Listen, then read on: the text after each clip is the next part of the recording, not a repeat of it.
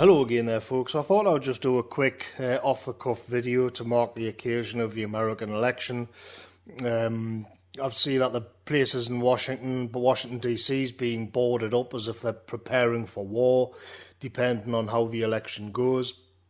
And I'm reminded that back in 2015, 2016, I was well on board the Trump train. I'm not American, but it was just for the trigger the libs effect that I jumped on board and to try and stab the system in some way. And when Trump was actually elected, that became less of an issue. He didn't seem to get anything done. But I will say that I think in the alt-right back then was much more focused on one particular centre of power or one group in the power system, and not so much in the system as a whole and how it worked. But nevertheless, I kind of drifted away from the Trump scene, if you like, and I made a conscious attempt to concentrate more on back home after Trump won the election. But in terms of the election cycle this time around, I wasn't really involved in it or interested in it either. But that's mainly because one of the things I've learned is that it doesn't really matter, because nobody or almost nobody's going to change their mind. So I know, and I'm not on Twitter either, so I'm not under any illusion that I can make any kind of difference to this, which I think a lot of people fall into the trap of. I mean, if you think back when Trump in the early days with the Russiagate scandals and all of this, if we're honest about it, nobody who actually supported Trump gave a damn. It could come out that he was completely bankrolled by Putin, and very few people would really care. At the same time, that also goes for the people on the left as well, where you've got this stuff came out with Hunter Biden's son. I mean, he's a complete degenerate. But at the end of the day, they don't care. Nobody cares, because in 2020, in the current year, we operate in these kind of bubbles, which it genuinely is a thing, and your own truth becomes subjective, and any truth which contradicts that, you'll just reject outright. You just don't care. Someone will present you with a fact that you may not be able to refute, but your knee-jerk reaction is to think, well, this doesn't go along with my narrative, so I'm going to reject it. And anyway, there's probably somebody else out there on my side who could reject it.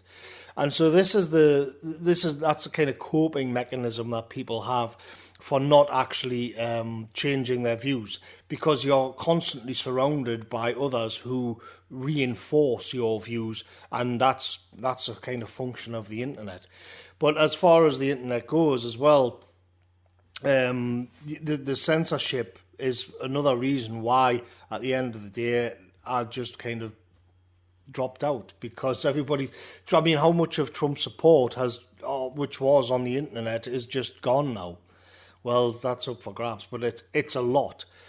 But at the same time, back when I actually supported Trump, I got into a lot of arguments with people in my own community, let's say, who were saying that it was all a psyop and Trump was a shill, and that basically it was all just so that we could have more neocon wars in the Middle East, and that he was going to get sort of middle America, Christian evangelicals, and he was going to get all of these people on board and coax them into war with Iran and more adventures in the desert, let's say. But, at the end of the day, what gets forgotten about now is that in 2015, Hillary Clinton was pretty much going to declare war on Russia. One of the things that nobody seems to talk about these days is just how antagonistic Hillary Clinton and the American deep state, let's say, how much they had it in for Vladimir Putin, and they wanted to go to Russia. So in that way, despite all of the arguments and even online friends that are lost, you can say, as we draw to the end of the Trump, the first term, we'll see what happens, you can say that at least we're not embroiled, which Britain would have been dragged along, as we always are, in the Middle East. in more wars. And we also avoided Hillary's war with Russia, which, if Biden gets in, we may or may not see coming again. So it actually, that's one positive, if nothing else. But what I think's happened this spring, this summer, and then into the autumn now, which is why Washington DC's got their shops boarded up, it's because when we go back and look at Hillary Clinton again and the sort of neocon Washington establishment, one of their favourite tricks over the years is that if they just don't invade a country and bomb it and replace it with somebody who's like more to their liking, which means kind of liberal and international capital, then one of the ways they can do this, and they're doing it in Belarus now, is and to a degree in Poland. And one of the things they like to do is initiate a colour revolution. So it's a fake kind of CIA deep state operation, which makes it look like the local ruling president, ruling elite, whoever it happens to be, wherever it is, they are then painted in terms of being this kind of the new Hitler. It's always the new Hitler. And what tends to happen is that all of these NGOs and these globalist institutions then psyop and fake with their rainbow flags this astroturfed supposedly grassroots movement, which swells and swells and swells, and where the system actually, what usually happens is that the system has to clamp down on them, and by clamping down on them, they fall into the trap of being made out to be monsters and evil dictators who have to be removed now, because that'll get spread around in the press. This is an old thing that the Americans have, the American state, the deep state, the CIA, and all of this, these NGOs. It's all decentralized. This is an old thing they've been doing like around the world. They've been doing this for at least 20 years, just in its current guise. They've been, with the rainbow flags and the liberal values, they've been doing it in this way. But it actually goes back a lot further than that as well. So what I think's happening, what we see now, which is why the election becomes interesting now that we're heading to the end of it, is that it looks as if those same forces, all of them are the same forces, the NGOs, the multinationals, the CIA, the American media, the Democrat Party. It's the same forces, and it looks like they're going to try and pull off a colour revolution, but this time not in the Middle East or in some Central European country. This time it's in America itself. With if Trump gets in, then because if you look at the modus operandi, is pretty much what they've been doing all summer. The Black Lives Matter, the Antifa stuff. It's all trying to paint out that there's something illegitimate about Trump's presidency and that he has to be gotten rid of. And you can see them coming out on social media saying that anything's justified to get rid of him. And by and large, the media's turning a blind eye to it. And if they're not turning a blind eye to it, they're actively cheering it on.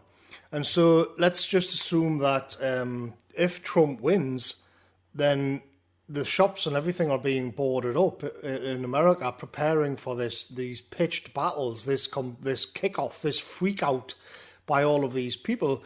But really, when you get down to it, what it is the American system trying to purge itself of some rogue element, rather than thinking of it that these Black Lives Matter, Antifa, all of these leftists, it's all nonsense. It's just they are just tentacles of the American deep state and what appears to be an attempt to get rid of Trump, which they've been preparing for pretty much all summer, if not a lot longer than that. But what this leaves, and really, when I see American commentators who like Nick Fuentes, who are much more in tune with this than I am, I can really understand why they're saying things like, you need to, because obviously he's Trump supporter. If you're supporting Trump, then really you need to leave the cities, because the system is against you, obviously. And if they've entered this really serious mode here, where if this is the case, they're going to try and attempt some sort of fake populist coup against the Trump if he wins this election. That's actually not, that's not like hysterical. It does look like that's what they're trying to do there.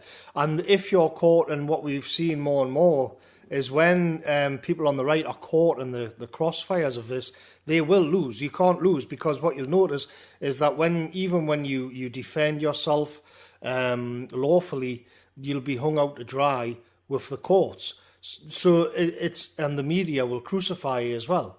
So I think, you've got to be very careful if you're around these big cities in America and all of this begins to happen.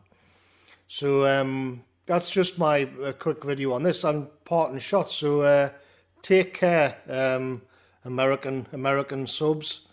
It could get a bit rocky out there. Catch you later, folks.